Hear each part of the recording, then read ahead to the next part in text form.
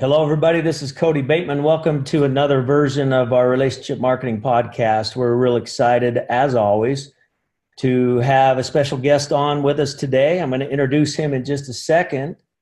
But again, I just want to thank all of those that are joining our community and becoming a part of this great cause of creating relationship, genuine relationship in your life and also in your business. And, you know, we talk all the time about relationship marketing being about the first word over the second word, and emphasize the importance of genuine relationship everywhere in your life. And we've had incredible guests on here that have shared their stories and how it's affected their businesses and industries and everything else. We have a very, very special guest on today.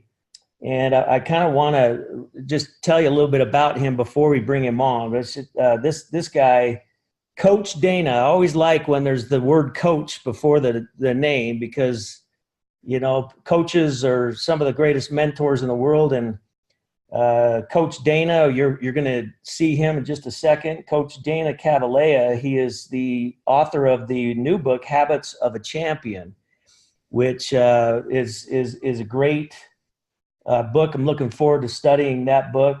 And I love its title, Habits of a Champion. And when we start the interview, I'm going to jump right into this thing called habits. Let me tell you a little something about this guy. Dana Cavalea from Sanford, Connecticut. For 13 years, Dana was the director of strength and conditioning for the New York Yankees. He did all kinds of stuff there, oversight of the performance enhancement, development of all the players within the organization. He developed training, rehabilitation, lifestyle training programs for all the players, all kinds of stuff. He led the team to a world championship in 2009. That same year, he was awarded the Nolan Ryan Award, given to the top strength and performance coach in Major League Baseball, as voted by his peers. So that's kind of his background, and he's kind of transformed all of his experiences into a highly successful coaching profession. He's the author, like I said, of the book Habits of a Champion. In addition to his on-field coaching, he works as a performance coach, consultant to companies, organizations, some of America's top CEOs, executives on Wall Street, fund managers and traders. It just goes on and on. His resume just goes on and on. He's been featured in some of the big, you know, Good Morning America and all those kinds of shows. So enough of that. But I'll tell you what, I'm actually more excited to have you just listen to this guy. His resume does speak for itself, but wait until you hear him speak. So without further ado, Mr. Dana, Coach Dana, how are you? Doing well. Thank you so much for having me. I appreciate it. And there he is. And those of us that will see this show on YouTube, you know, we have our podcast. People will download podcast and watch the audio version, but we also have this available as a YouTube version. So those who watch it on YouTube, you'll see right behind Dana, he's got his book. It's a black cover with yellow lettering, Habits of a Champion. And just really excited to kind of dive into this. So, Dana, first of all, like I said, I want to jump into this whole habits thing because I happen to be a big proponent of habits. I talk a lot about habits. I talk a lot about consistency in all of our seminars.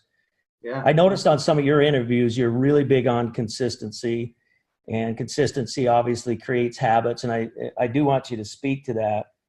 But before we do that, I mean, you got quite a career here. I mean, you've worked with Major League Baseball, New York Yankees, isn't that America's team? Isn't that supposed to be like America's team or something like that? Dallas Cowboys, New York Yankees, isn't that how that works? Or Oh, yeah. tell us a little bit about how you got into that coaching position. What is your background?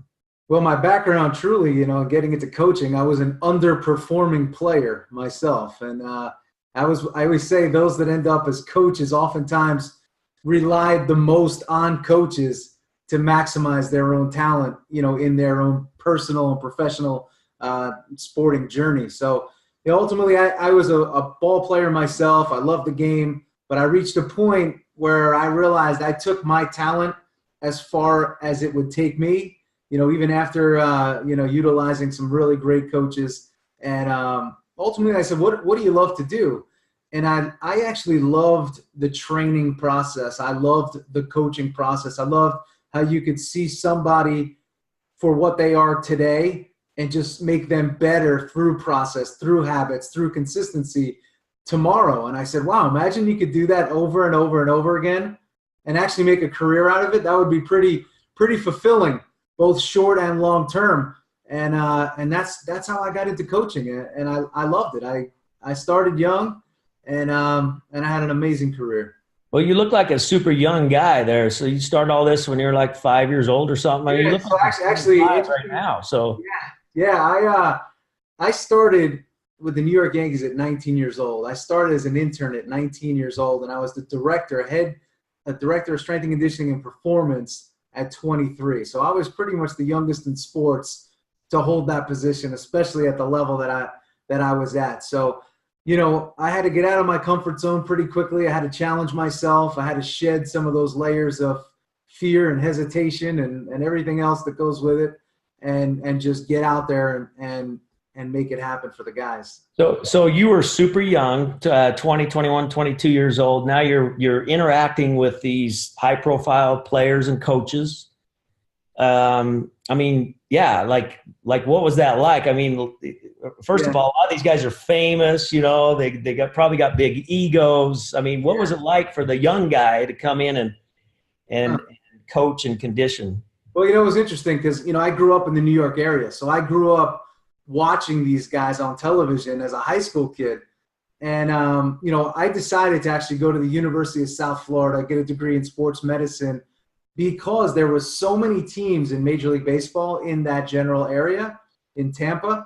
And one of those teams just happened to be the Yankees. So I always considered myself a bit of a visionary in that way. And if you visualize things, you can make a lot of things happen. And ultimately, I went up there in spring training. My first year in Tampa, I went up as a fan. And here I am. I have a camera phone, and I'm taking a flip phone at the time. I'm taking pictures of all these players in February through a chain link fence. There's Jeter, there's Mariano Rivera, there's Roger Clemens, there's, all these superstars. And I'm sending those pictures back home to New York. And actually at the time I was interning with the football team at USF. And the same day I was taking those pictures, I drove back to my internship, and the coach that I was working under, his name's Coach Mack, calls me in his office and he says, Dana, I want to know if you'd be interested in this, but the head strength coach with the Yankees gave me a buzz. And he's looking for somebody to basically hand out water, hand out towels, and clean the weight room for spring training this year. Would you have any interest in that? And I said, as a matter of fact, I just got back from there, and I would love it. So the next day was my first day. Things changed pretty quickly, and I go back up to the field. They throw a credential around my neck with a C in the corner for clubhouse and an F for field access. And next thing you know, I'm in Yankee gear, and that same field I was taking a picture of a day earlier, I was now standing in the middle of. And, it was one of those moments where you felt like you were naked in the middle of that field. It was, here I am, 19 years old. I'm still trying to figure out who I am as a person. And next thing you know, I'm in the middle of this media circus, cameras all over the sidelines, high profile multimillionaires. I was working at Busch Gardens part-time on the back of a tram, welcoming people to the park for $7 an hour while I was, doing this whole thing. So it was surreal. But the one thing I will say is people believe that these athletes have huge egos. I got to tell you, the most amazing group of men that made you feel comfortable day one. And from the biggest names in Jeter and Clemens, all the way down to players that you may not even know, like Homer Bush and a guy like Andy Phillips, they all made you feel like you were a part of this thing. And I will never forget that. And that in itself calmed me down within the first day and a half of doing it. And it allowed me to start learning and picking up the experiences and, most importantly, the relationships that I needed to make in order to further my career. That's interesting. A lot of the high-profile athletes and entertainers that I've met over the years, generally speaking, that's what I find as well. They're very kind. They're very nice. I happen to be next door. My next door neighbor is Jerry Sloan, who was the coach for the Utah Jazz for like 22 years. Hall of Fame coach, played for the Chicago Bulls. I mean, he's big profile guy. Yeah. Literally, he is the kindest neighbor we have. Like, he is the kindest guy in the world. And, we could go on all the lists of all the famous people that have had great success in the field of sports and business and entertainment that kind of have those attributes. They're kind and they're nice. Why do you think that is? What is that an attribute that makes them successful, or what do you think that is? I think if you don't come in with it, you end up leaving with that, because, so much of sports and business too, anyone that started a business, there's a lot of failure. And there's a lot of those moments where you question yourself. And there's times when you puff your chest and you say, okay, I'm going to let my ego drive this thing. And that never ends well. Right. So you end up always going back to humility. And you still need to be competitive. And I think that's where people sometimes get confused, and they see ego and they misinterpret that for competitiveness. And you have to have some swag to you in order to compete in anything that you do, whether it's business or sports or life in general. But I believe that you have to have humility, and that is, through the good times, and most importantly the bad times. That's where you come out with that. So let me ask you. So it's interesting, some of the stuff that I'm going through right now, and some coaching with some people. I'm asking this with a personal interest, and I think it'll be an interest to all of our listeners. You talk about staying humble. You talk about just doing your thing, getting into routine. We'll get into that in a second. You get into your routine. You focus on fundamentals. You do your thing. You get better and better at it. You create good habits.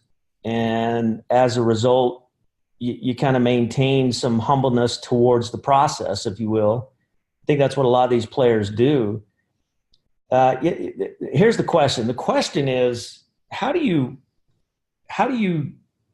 well, let me rephrase it this way. This is really deep here. So let me rephrase it this way.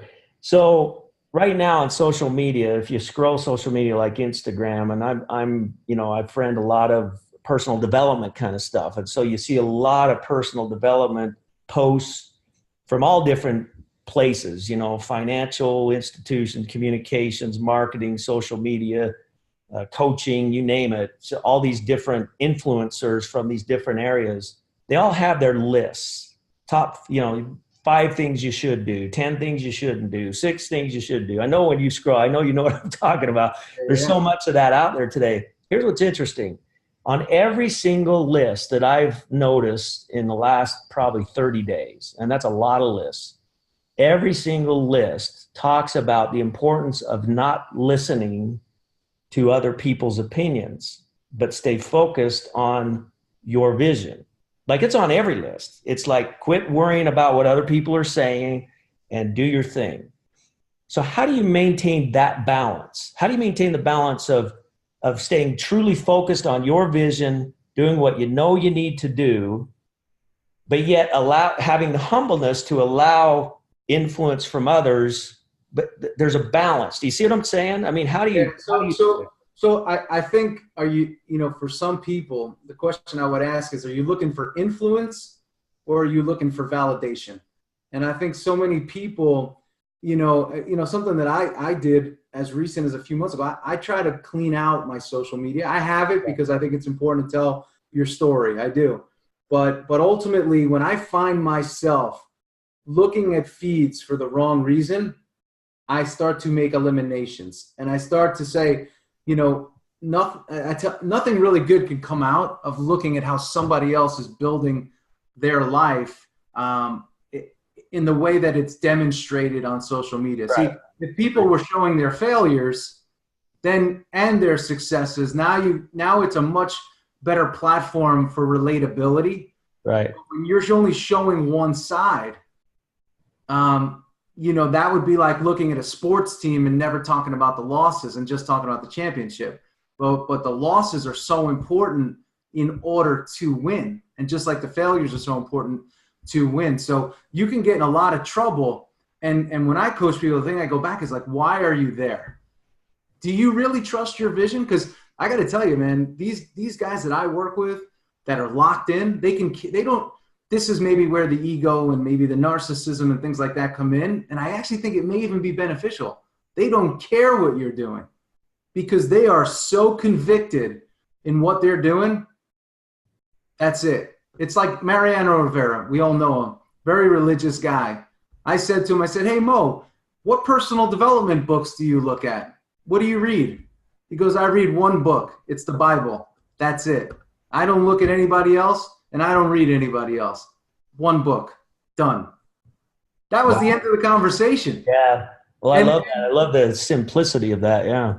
Yeah, and you know, when you go online, it's the constant. Well, you know, your bookshelf determines your intellect and your success, and you know, there's a lot of these sayings, and I think there's a lot of false sayings out there that, you know, it's like, you know, your net worth is determined by the circle that you stay in, Right.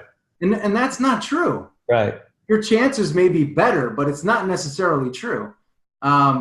Especially if your vision and your mission and your goal is different than those other people.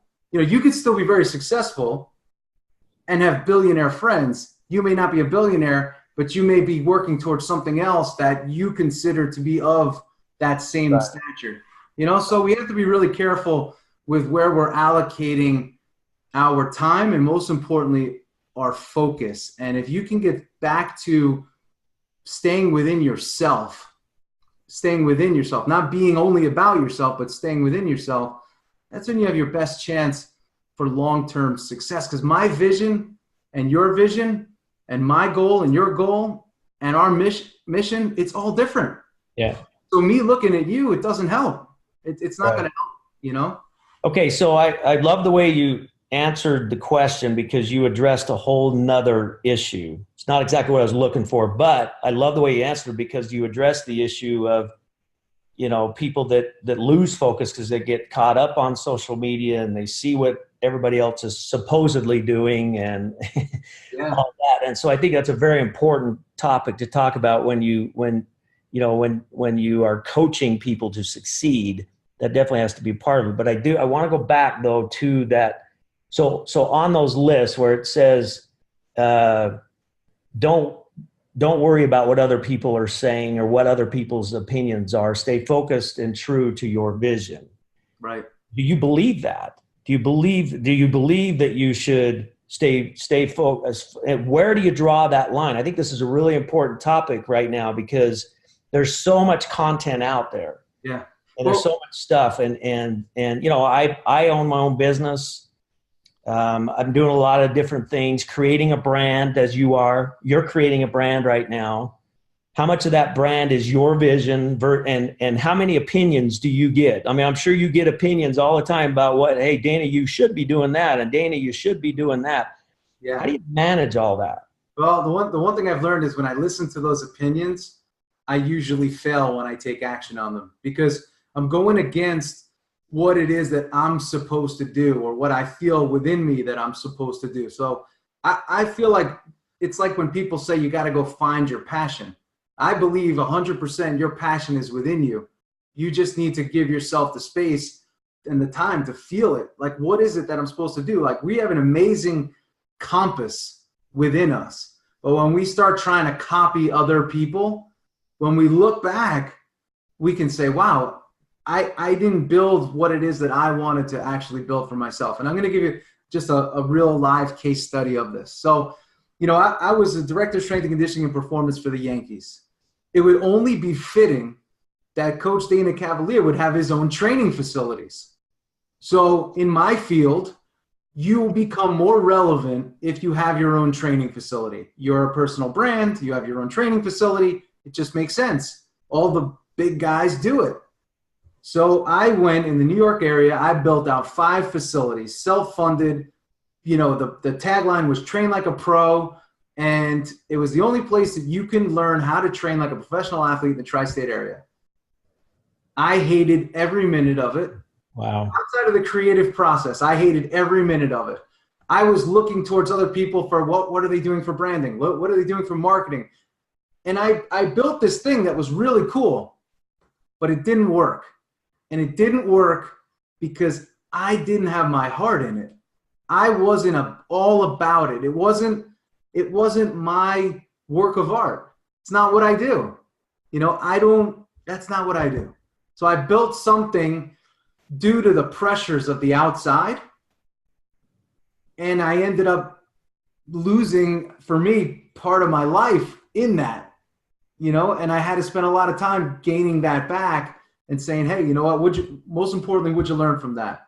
And the lesson that I extracted is stay within yourself. Most people aren't going to understand your vision. Like when you're starting a business about sending out cards in a digital era, most people may not value that, or at times you may be looked at as crazy when you're saying that when you first start at it, but within you that it's the right thing, and there's something calling you to do that, pushing you to do that, and even pulling you to do that.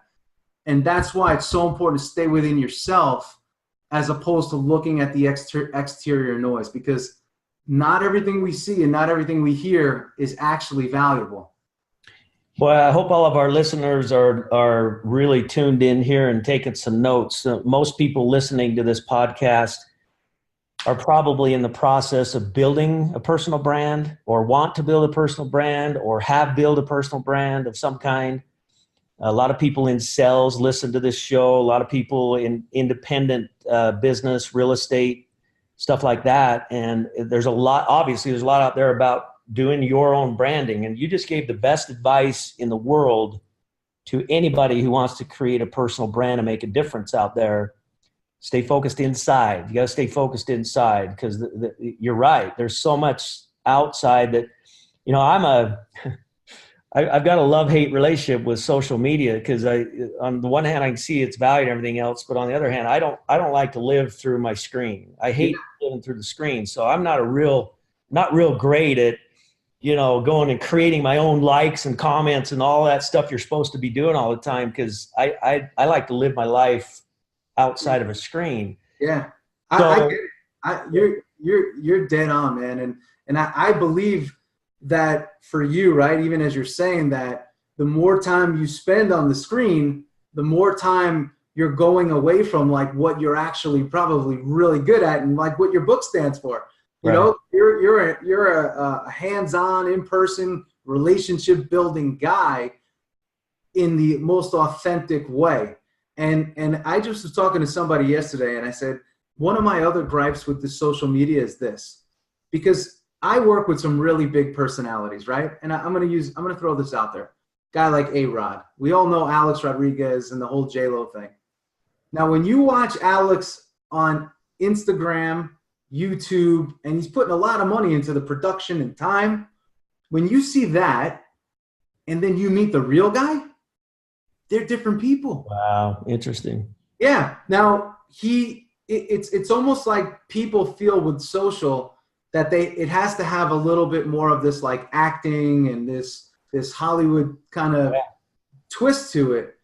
But what I always say is like, why sometimes I don't even, like the high profile people I work for, I don't even root for them on social media, is because I love the real person. Right. I'm so lucky that like I get to know who they are with the camera off.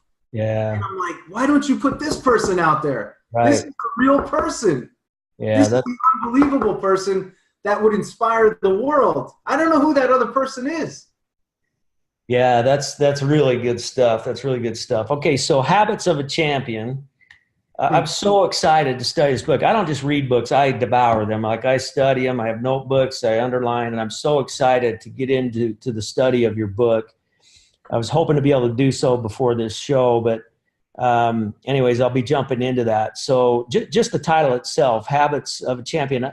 I've been teaching a lot in my seminars and different things for years and years and years about the importance of habits, learning what the fundamentals are of your profession.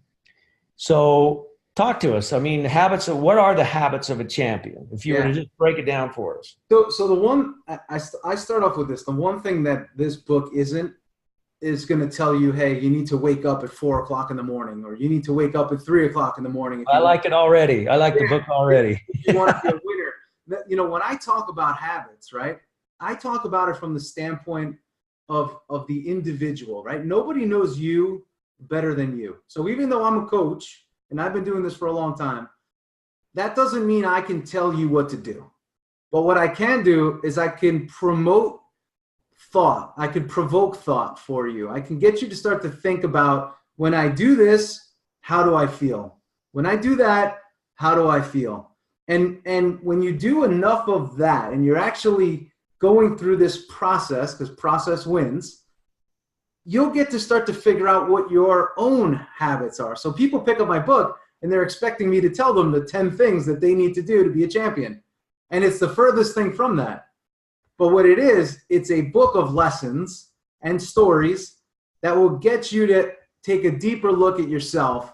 Most importantly, how you're thinking, how you're approaching things, and what you stand for as a person, as an individual. Because in the end, I can't give you a list of things to do, because I'd probably be giving you the list of things that I do, which really are not transferable to you. They work for me through a lifetime of discovery and practice. And what I do now probably won't be what I do in 5 years. And that's really what I want people to understand. The greatest players, the greatest managers, the greatest leaders, they know what works for them. So I basically as well get nauseous when I go online and I see everybody telling everyone what to do. And I never tell people what to do. And I think the worst coaches are the ones that tell people what to do. The best coaches are the ones that activate the people they get a chance to coach and allow those people to get into a process. So I guess what you're saying is create positive habits that resonate with you. I mean, it has to match who you are as a person. They have to be positive. Here's interesting. I was pulling out old journals today, like old journals. I've been keeping journals forever. And I just pulled out an old journal this morning, and this is probably 7, 8, 9 years ago. And ironically, this was not planned at all. I knew I had this interview today, but I was doing this project, trying to find my journals. Pull out this old journal, open up to the second page, and I had a note in here. It said, habit equals good or bad. If you think the word habit is negative, you probably have more bad habits than good ones. If the word habit is good or positive, you probably have more good habits than bad ones. Yeah. So I thought, wow, that's pretty interesting. And then that was when I have thoughts, I write them down, and that was a thought of that day. Does that make sense? Am I on track with that? Is that tell me about that? Yeah. And here's where it makes sense, because this is where I was going with it, right? Let's use nutrition for an example. Simple example. We all know that kale is the gold standard of greens. People say, it's right. But what if you hate kale? Are you actually going to eat that? Or you're gonna the chances of you eating that salad with kale, no matter how good it is for you, it's going to be almost zero. So if that's a habit I'm trying to create, I'm going to fail you, and you're going to fail. So that's going to now be a negative habit. Eating kale is negative. I don't like kale. I'm not going to eat it. So when you build out your habits, they should all be built on things that you, the person, the individual in this process, enjoy. So the habit could then stick. So you build habits through positive associations. So if you associate doing this with something positive, a feeling, an emotion, a result, then you have the best possible chance for that habit to actually stick and work. But there will become a time in your life where maybe what worked for you today and that habit that worked for you today no longer works for you, because we're not static. We're cells that are constantly, rebuilding and dying. So we're constantly changing. And so I love the example you give about the kale. I don't like kale, but I love spinach. And a lot of people don't like spinach, but I love spinach, especially with lots of garlic and lots of butter and lots of salt. So I don't know if adding those things makes it good for you anymore, but I totally relate with what you're saying. In fact, I really resonate with this. And I've talked with a lot of people lately about there's there's so much information overload out there about what you ought to be doing. You know, you should be getting up at 4 a.m. You should be doing this, should be doing that. And the greater the celebrity that says it, or the greater the celebrity of the person that says that, the more people believe that. And it's bizarre because that may work for somebody, but it doesn't work for somebody else. And I'm just going to break it down even a little bit further, right? Let's use, you got to get up at 4 a.m. if you want to be successful, or you got to get up at 5 a.m. if you want to be successful. I know a lot of people in music, Hollywood. My father-in-law is a Hollywood makeup artist. He does his best work between midnight and 3 a.m. And you see a lot of guys like that too. Yeah. The artists, musician types, they're wired for the night. They're men and women of the night. Now, if you take a man or a woman of the night and force them to wake up early, how is their performance going to be early in the morning? They're going against who they are. I tell those people, start your day later and peak when you peak. So it's 4 a.m. They're just going to bed at 4. Yeah, no, it's so true. It's so true. And I think it's so important. But I think a lot of it is built on people that don't actually have the experience of working with people that are saying these things. It sounds good and it looks good, but it's not necessarily good for everybody. But the more time you spend coaching people one-on-one and learning about humanity and how it actually works, you'll be less prone to say things in absolutes. Okay, but aren't there certain fundamentals? I mean, like in baseball, there are fundamentals to playing a game of baseball, and obviously you've been a big part of that. You know, in fact, I talk about this in speeches all the time. You know, notice at a Major League Baseball game or an NBA game or whatever, what are the players doing before the game starts? Yeah, well, we get there at 12. We get there anywhere between 12:30 and 1:30 for a 7 o'clock game. So that's 5-6 hours plus of preparation. So that there's a routine that happens before the preparation routine, right? So there's a general routine where you have batting practice, you have team stretch, and then you have the national anthem, and then you have a stretch on the field. Those are your absolutes. Right. But in between all that, every player's doing their own thing. Okay. So some might be listening to music, or some might be whatever it is they're doing. I've seen some players before a game lay on the floor with nothing in their ears and just laying there for 15, 20 minutes, like a player like Raul Ibanez, who had a very, very long career. I've seen players that feel like they want to blast the Rocky soundtrack and they want to run hard and get their system going. And I've seen a player like Bartolo Colon, who's had a 20-plus year career, who most people have said has been out of shape his whole career, literally walk around the clubhouse with a red weighted ball and just throw it up and down like this for an hour and a half before the game. So, but all those players that I just talked about, they've all been playing the game over 15 years, which is a milestone that's incredible. But every player does it differently. Isn't that interesting? That's really great. Yeah. So certain routines, certain principles have to resonate with you. You find them, you do them, get into your feel-good space, I think is what you're saying. Yep. And I find that there are some things that you see that are common between players. I'll give you an example. When I was coming up in sport, I was always taught, be the first one there and the last one to leave. Now, when I got to the Yankees, I saw Derek Jeter. He was the last one there and the first one to leave. Mariano Rivera, one of the last ones there, one of the first ones to leave. A-Rod, one of the last ones there, first to leave. And I said, wait a minute.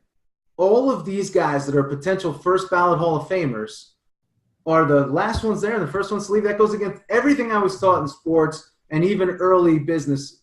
And I said, all right, I got to start watching what they're doing at a deeper level. Now, when they got there, that's where they were different than everybody else. It was as if they had everything sequenced, planned down to the minute. And you could literally look at your watch and say, oh, it's 6:35. Derek's finishing up his peanut butter and jelly that he ate every night before the game. And then he's going to go do this, and he'll be on the field at this time. Interesting. Totally sequenced, totally neurotic. And the fastest way to interrupt a player's success is to disrupt their routine, even by 10 minutes. So a rain delay is an absolute killer for a professional player. Really? So because it takes them out of their routine. They don't know what to do. They freak out. Derek Jeter, on his locker, he used to have a laptop and a screen, and you'd be able to see on that laptop, screen, tablet, he would have the weather on every single day. He'd be tracking storms out of the Midwest the day before to approximate when the storm would hit the New York area and if it would disrupt the game the next day. And if it was raining when he showed up the next day, the weather would be on to see where there'd be, in baseball, it's called looking for the window. Where is there going to be a window in the clouds and the precipitation to where we could potentially start the game, and when the game would potentially be disrupted by rain? That's the insanity, but it's also what leads to the success. Okay, so you've transitioned now into coaching people in business and different industry. So let's take the example that you just gave. You just gave us great examples of ball players and how they find their own routine. They resonate with who they are. They know what their fundamentals need to be. How do you apply that to someone in business? If you could just take what you just taught us and put it into a business setting. Let's say, just giving me an example of one of your clients in a business setting. How do you get people to do the same kind of things in business? Yeah, well, what's interesting, how I found my niche in business is that I have not seen a group of individuals less equipped to play the sport of business than the people that are in the game of business. And I'll tell you, they're not given the tools. So it's saying go out, compete 100% every single day with no tools and just go until your battery runs out. And that's the mentality of most people in business. So, when I start working with somebody, I'm typically working with the executive, like I said, the guy in finance, Wall Street, PE, entrepreneur that is over 40 years old, closer to 45, 50, that is burnt out and exhausted. That's the guy and gal that I'm working with. So what we first do is identify what are they doing every single day. Like, walk me through your day. What you find is so many of these folks are all over the place. They don't have a true plan. They don't have a true schedule. It's like free flowing. If it creeps into the nighttime, they allow it to affect what time they go to bed. If they have something early in the morning, they blow off their morning routine because they have to have that morning breakfast. And the first thing I do is I begin to set up what I call goalposts. So you have one goalpost in the morning and one goalpost at the end of in the early evening. Before the first goalpost, right? Before the first goalpost, that's your personal time. That's where you get dressed, you shower, you stretch, you do your breath, you do all these things that are relevant to you. We come up with what those things are. When you go to work is a planned event. It is not something where you just get there and say, well, whatever happens, happens today. What are your meetings? What are your calls? What are your objectives? Lay all that out. And when you're done, you're done. Next goalpost, you go home and you leave work behind. And then it's back on personal time. So it's personal time, work time, personal time.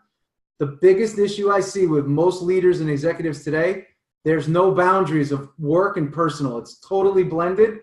And they're basically on call and reactive to everything at all times.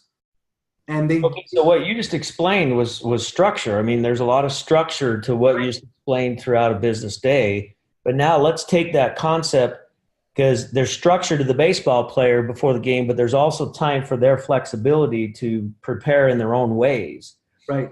So I'm kind of looking for that there. So as an example, Steve Jobs used to walk like he would walk, some of his most important meetings with his executives were out walking. He'd walk for miles and they would talk. Well, there's a lot of walkers and a lot of non-walkers out there. So how do you make sure that there's room in that structure you just laid out to the Steve Jobs that want to go walk for 2.5 hours during it? Well, the structure is built around you. So if Right. you're a walker, like I have a client, actually, it's funny you say that. He runs a private aviation company, and he is the master of the walk and talk. That's his thing. So his day is built out. It includes that. When he has meetings that he's able to do in that capacity, that's how he does his meetings. Now, obviously, if it rains, there's an audible that's in play. But when I go back, right, it's all about creating an individualized plan that works for you, but it's also about finding out the tripwires and the things that are hijacking your ability to stick with that plan. And one thing that I see with executives too is they love to plan, they love to have meetings, but ultimately, are you over planning and are you over meeting? Yeah. And I have a gentleman that I work with that he was always planning his day, and he was drawing charts and he was drawing structures and how this works and how that works. And first thing I said to him, I said, hey, listen, if you had to distill everything down, what is the one thing that you do every day that moves your needle? He's a private equity guy. What's the one thing you could do that moves your needle the furthest every single day? He says, make phone calls to investment bankers. I said, now how much of that have you done in the past week? He says, I've made about 5 calls. Wow. So the focus is getting his call average up. So last quarter, he had like 100 plus, 125 like meetings that he scheduled. It was an amazing record, but it was eliminating all the stuff, identifying the one thing that moves the needle, and doubling down on that within the work structure that we built. So interesting. Yeah, it's good. I really resonate when you talk about meetings and people over meeting. yeah. I see a lot of over meeting going on. In fact, my wife and I had the opportunity to go and tour a company called BRP that they do off-road vehicles and stuff. Can-Am, Skidoo, Sea-Doo. Okay. They build all that. They're a division of Bombardier, so it's a huge publicly traded business.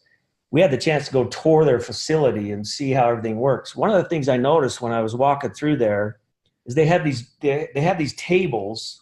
There were tall tables and there was never chairs around the tables. So they were tall standing tables, no chairs around the tables, and oftentimes there'd be whiteboards kind of around, and they were everywhere. They were like out on the production floor. They were, in the warehouses. They were in the call centers. They were all over the place. So I asked the question, I says, what's with all these tables? They says, well, we don't like long meetings. So we got rid of the seats because when you sit down, you get comfortable. So we have stand-ups. We have stand-up meetings everywhere. We get the people that need to meet. We have them stand and meet. And then when they're done, they go back to work. Now, that's the coolest thing I've ever seen. So just little tidbits like that I think are great. One final thing, one thing I really wanted to bring out of your book, never get too high, never get too low. That's one of the things you really talk a lot about. Can you share with us what exactly that means? Yeah, so I believe that life is about energy, right? It's about keeping your energy up and transferring energy appropriately. And what I found is, if you go into these emotional elevations and emotional dips, you're going to be exhausted. So again, watching the greatest players of all time and comparing it to even how I played the game as a younger player, if I didn't get a hit, I would be very upset. I'd get emotionally charged and I'd be very upset. But ultimately, that takes you up here and then it drops you down here and you feel somewhat depleted. Now, when I would watch great players, again, like a Derek Jeter, for example, whether he got a hit or didn't get a hit, whether we won or whether we lost, it was the same guy. Nothing changed. So there was an approach that was about understanding. You understand, most people don't understand the game that they play. People in sales think they're going to close every sales call they have, and it's not always going to happen. There's going to be some loss in there, but you got to understand the game that you play. So you can't get too high and you can't get too low. So when you go through your life, people that are unstable, they shoot up, they shoot down, they shoot up, they shoot down. And that is exhausting from an overall hormonal standpoint, the adrenaline spiking, and then calming the system. And I found that if you can get people to be more structured, more planned, and more consistent in their own plan, there'll be less reactivity, and the spikes of getting high and getting low it's just reactivity, or it's also reaction where your body's already charged up and now there's a stressor on the outside and your body interprets that as almost like a lion, and then you shoot up again. And then it's it's really important to teach people to stay within themselves and play offense and limit the amount of reactivity they have from the outside. And ultimately giving them a greater understanding of themselves. And what I always say, you got to know what your tripwires are. What are these things, situations, and people that get you caught up all the time? It's usually a pattern, so we got to figure out what those are. And now you have to almost renegotiate the relationship with those things and how you react to them. So that'll prevent you from spiking and going up and down, up and down, up and down. And ultimately, energy wins. So if you don't have energy as a CEO, a leader, an entrepreneur, salesperson, the guy that does has a really good chance of moving ahead of you. Yeah, for sure. All right. Well, we want to make sure that all of our listeners get access to your book. So where can Habits of a Champion by Dana Cavalea, where can they get that? Yeah, so Amazon or DanaCavalea.com, one of the two, and I do a daily blog too that just kind of talks a lot about my principles and where do we find your blog at? Yeah, DanaCavalea.com. I do that pretty much Monday through Friday. A little lesson, 90 seconds in the morning to get you going, and just some good perspective on you as a person. Excellent. Well, I know I'm going to be studying it heavily here in the next couple of weeks. I encourage everybody else to do the same. You've listened to the author. You've listened to some of these. I love where you're coming from. I love the concept of you got to find what resonates with you instead of focusing on all the to-do lists that the so-called influencers are telling you have to do. That alone is just a marquee message for today's day and age. It's really good. So Dana, what we always like to do at the end of these podcasts is I like to give you the floor. It's like anything. This is freestyle time for you. Anything you want to talk about, anything you feel you'd like to share. Take the final 5 minutes and let's give us some top shelf Dana. Go ahead. Yeah, well, I'll do my best to give you what I got, but ultimately what I've realized in my journey is that it's not. It's never going to be easy, no matter what you do. And when you look towards the outside and you look towards the influencers and you look to the experts, they oftentimes make it look like it is easy. And it makes it look like the gap between you and success and you and them is so large. And having worked with guys that, have achieved not just, monetarily, but in terms of philanthropy and across the board, I realize that they are some of the most simple people that you will come across, and they live their life that way. And one of the gentlemen is somebody who I love, and he's been a client of mine for over 5 years, and he's a very religious person, and he works basically Monday through Friday midday, takes the weekend off, no technology, and spends the weekend with his family. It's like a really important thing for him. And he went and built a company worth billions and billions of dollars, publicly traded, sold it, and then built another one. He told me last week he's on his 5th multi-billion-dollar company that he's building right now.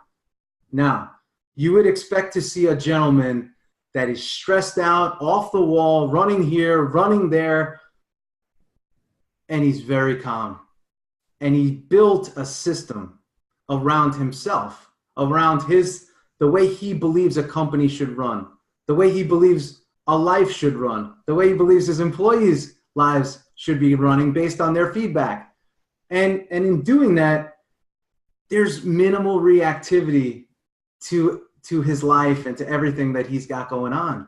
And it's somebody I really admire because, here's a guy I see, again, billions of dollars in net worth, owns sports teams, huge, family's number one, and he never lets business take away from that. And I think that's so powerful because a lot of people that I meet that are at a much lower level in building, that's the first thing they compromise is their own personal values and their own personal character.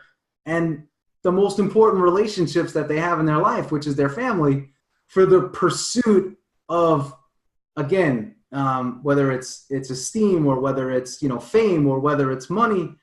And you don't have to, but you have to be convicted, and you have to draw that line in the sand, and you have to be really committed to it. You got to realize that you're going to be tempted. You're going to read something in Inc. magazine. You're going to see something on Instagram. You're going to see an expert on CNBC or whatever it is that you watch, and they're going to pull you away and try to pull you into that vortex. But you've got to know who you are. You have to know what you stand for. You have to know your core values. And ultimately, you have to define what winning means to you and to your family and to your organization. And once you define that, what does it mean to you, your family, and your organization? Don't ever let anybody take that away from you.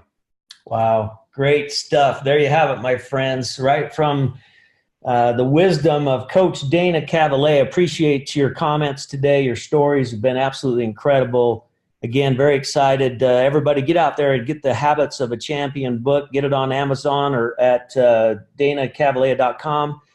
And again, I just really appreciate the time that you've spent with us. For all of us out there, remember, we've got Power of Human Connection. Go on Amazon and pick up a copy of Power of Human Connection, how relationship marketing is transforming the way people succeed. A lot of you may be thinking, well, what did this show have to do with relationship marketing? Personal development is a big part of creating relationship. You have to create relationship with yourself. In my book, Power of Human Connection, the last 5-6 chapters are all about creating relationship with self. Today, we've been talking about that. We've been talking about with one of the greatest coaches out there right now, Coach Dana, on how to create proper relationship with self so that you can give the best version of you away to other people. So take hopefully y'all took good notes today, and you can learn from the wisdom from Dana today. So again, thank you very much. Appreciate it. A big event coming up, Relationship Marketing Grand Summit. Make sure you get there August 8th and 9th in Salt Lake City, Utah. We're the Relationship Marketing Grand Summit. You can go to relationshipmarketinggrandsummit.com, find out the information. Action-packed speakers, 2 full days of events. Incredible value there. Make sure you get out to that as well. So thanks, everybody. Appreciate you listening in. Dana, take care, brother. Appreciate you. If you have enjoyed this episode of the Relationship Marketing Podcast with Cody B, be sure to subscribe to the show and leave a review so that together we can get this message, The Power of Human Connection, out to the world. You can find Cody's new book, The Power of Human Connection, on Amazon or the Send Out Cards gift store.